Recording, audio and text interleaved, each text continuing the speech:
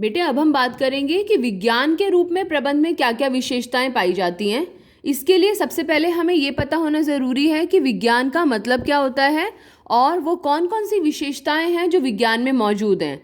फिर हम उन विशेषताओं को कंपेयर करेंगे कि क्या प्रबंध में ये विशेषताएं हैं या नहीं हैं। सबसे पहले विज्ञान की परिभाषा। विज्ञान एक क्रमबद्ध ज्ञान समूह है जो कारण और परिणाम के मध्य संबंध स्थापित करता है। देखिए, कारण और परिणाम का मतलब, जैसे साइंस में हम पढ़ते हैं कि ये इस चीज़ का कारण ये है। यदि 2 हाइड्रोजन और 1 ऑक्सीजन को मिलाते हैं तो H2O बनता है। तो ये हाइड्रोजन और ऑक्सीजन का कॉम्बिनेशन हम कहीं पर भी करें, हम अपने घर में करें, हम अपने स्कूल में करें, हम अमेरिका में करें, हम इंडिया में करें, ये कॉम्बिनेशन हमेशा H2O ही बनकर आएगा।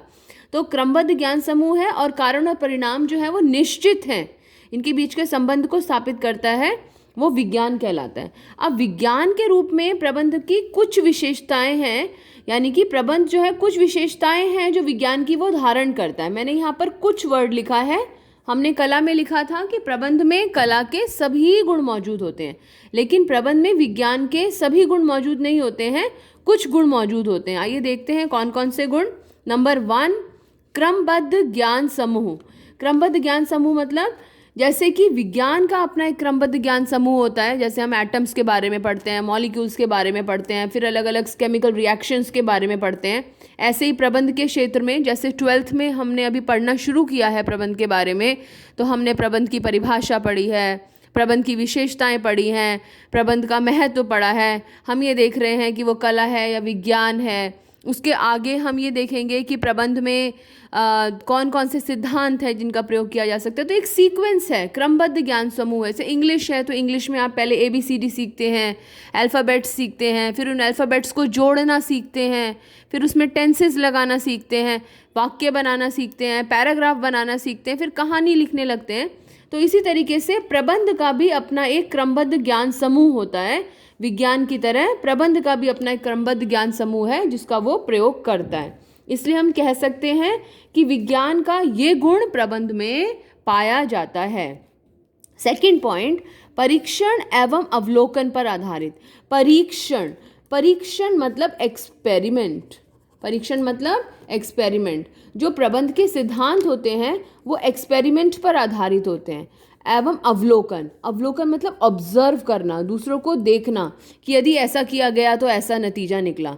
तो जैसे विज्ञान के सिद्धांत भी परीक्षण और अवलोकन पर आधारित होते हैं, उसी तरह प्रबंध के सिद्धांत भी परीक्षण, यानी कि कुछ एक्सपेरिमेंट करके कुछ सिद्धांत बनाए जाते हैं। ये सिद्धांतों का पूरा एक चैप्टर है जो हम अभी आगे पढ़ेंगे। और ऑब्जर्व करके भी, दूसरे मैनेजर से सीख कर भी हम उस काम को करते हैं। तो इसलिए विज्ञान का ये वाला गुण भी प्रबंध में पाया जाता है। तो अभी तक हमने 2 गुण देखे। पहला, क्रमबद्ध ज्ञान समूह। दूसरा, परीक्षण एवं अवलोकन पर आधारित। तीसरा, व्यापक वैधता, universally acceptable and universally same results. देखिए, जैसे मैंने आपको शुरू में ही कहा, अगर हम 2 हाइड्रोजन और 1 ऑक्सीजन को मिलाते हैं, हम कहीं पर भी उस चीज़ को मिलाएं, उस तत्व को मिलाएं, तो हमें मालूम है कि वो H2O बनता है। लेकिन प्रबंध के केस में ये बात पूर्ण रूप से लागू नहीं होती। क्यों नहीं होती? क्योंकि प्रबंध के सिद्धांत व्यक्तियों और परिस्थितियों के अनुसार बदलते रहते हैं। देखिए, मैं आपको बताऊं, जैसे कि अभी कोरोना वायरस की प्रॉब्लम चल रही है, तो लॉकडाउन को लेकर इंडिया में लोग बहुत सजग हैं। हमें लग रहा है कि हाँ भाई, लॉकडाउन होना चाहिए, और वैसे कुछ लोग विरोध में भी हैं, लेकिन अधिकतर लोगों का ऐसा मानना है कि लॉकडाउन होना चाहिए। हमारा एक डेवलपिंग नेशन है। यही बात अगर मैं आपसे अमेरिका के बारे में कहूँ, तो अमेरिका में यदि लॉकडाउन की बात भी की जा रही, वहाँ पर कोरोना वायरस की इस समय बहुत बुरी स्थिति है, लेकिन अगर वहाँ पर लॉकडाउन की बात की भी जा रही है तो वहाँ पर लोग उसका विरोध कर रहे हैं। लोग ये कह रहे हैं कि भाई, हम एजुकेटेड हैं, हमें पता है कि कोरोना वायरस से बचने के लिए हमें क्या क्या प्रिकॉशंस लेने चाहिए, तो लॉकडाउन की आवश्यकता नहीं है, क्योंकि उससे हमारी इकॉनमी बैठ जाएगी। तो ये अलग अलग जगहों की, उनकी परिस्थितियों के अनुसार अलग अलग मानसिकताएं हैं। हमारा डेवलपिंग नेशन है, उनका डेवलप्ड नेशन है, उनकी सोच अलग है, हमारी सोच अलग है। इसलिए यहाँ पर जो सिद्धांत लागू हो रहे हैं, वो सिद्धांत अमेरिका में उसी तरीके के नतीजे नहीं दे रहे हैं। तो इसलिए प्रबंध के सिद्धांत पूर्ण रूप से व्यापक वैध नहीं है, क्यों? क्योंकि ये व्यक्तियों और परिस्थितियों के अनुसार बदलते रहते हैं। तो इसलिए मैं कह सकती हूँ कि ये वाला सिद्धांत जो है विज्ञान का ये वाला सिद्धांत जो है वो प्रबंध पर लागू नहीं होता है। तो विज्ञान के 3 सिद्धांत पढ़े हमने। नंबर 1 क्रमबद्ध ज्ञान समूह, नंबर 2 परीक्षण एवं अवलोकन पर आधारित, नंबर 3 व्यापक वैधता।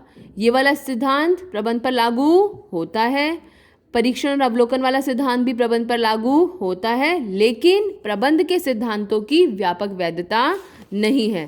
तो इससे क्या निष्कर्ष निकला कि प्रबंध विज्ञान है पर पूर्ण विज्ञान नहीं है। क्यों? क्योंकि इसके परिणाम विज्ञान के सिद्धांतों की तरह हर बार एक से नहीं होते। वीडियो को पॉज करके ये सारी डिटेल्स नोट कर लीजिएगा।